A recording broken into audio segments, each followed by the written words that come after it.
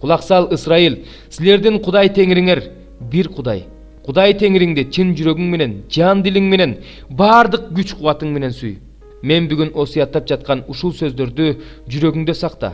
Аларды үйдө отурганыңда да, жолдо бара жатканыңда да, жатканыңда да, турганыңда да балдарыңа кайра-кайра айтып үйрөт.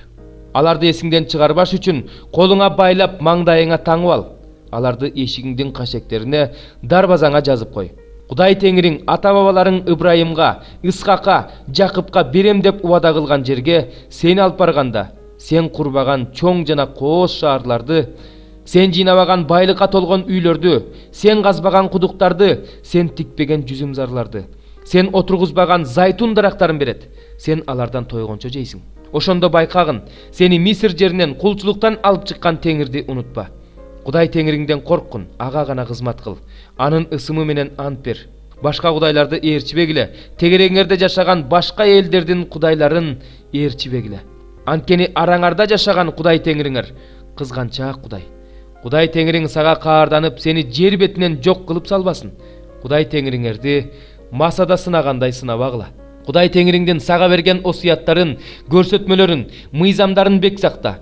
Теңириң ата-бабаларыңа убада кылган жер соорусуна барып, аны ээлеп алышың үчүн жана ал жерде сага жакшы болуш үчүн Теңирге жаккан адилеттүү, жакшы иштерди кыл. Ошондо Теңир өз айткандай, сенин алдыңан бардык душмандарыңды кууп жиберет.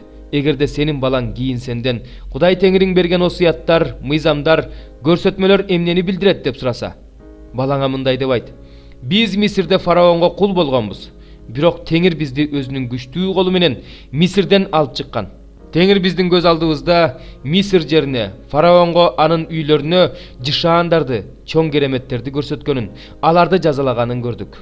Ата-бабаларыбызга убада кылган жерге бизди алып барып, ал жерди бизге бериш үчүн бизди Мисирден алып чыкты.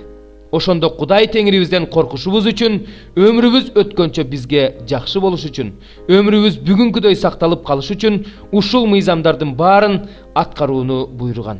Эгерде биз ушул мыйзамдардын баарын Кудай Теңир буйругандай анын алдында аткарууга аракет кылсак, биздин адилеттигибиз ушунда.